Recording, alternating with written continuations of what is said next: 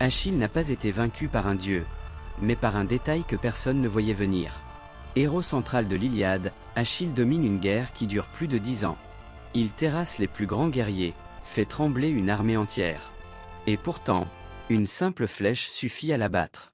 Depuis l'Antiquité, son histoire est racontée, adaptée, analysée. Parce qu'elle pose une question troublante. Comment le plus fort peut-il tomber si facilement? 1. Une naissance entre deux mondes. Achille est le fils de la déesse Thétis et d'un roi mortel. Mi-divin, mi-humain, il est destiné à être exceptionnel, mais jamais totalement invincible. 2. Le choix du destin. On lui offre deux vies, une longue et oubliée, ou une courte et légendaire. Il choisit la gloire. Dès cet instant, sa mort devient inévitable, mais immortelle dans les mémoires.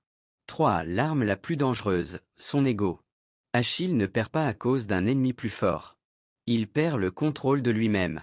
Sa colère face à Agamemnon change le cours de la guerre entière. 4. La chute du héros parfait. Quand il revient au combat, il est implacable, presque monstrueux. Mais c'est précisément à ce moment qu'il devient vulnérable. Une flèche guidée par le destin, souvent liée à Paris, met fin à sa légende.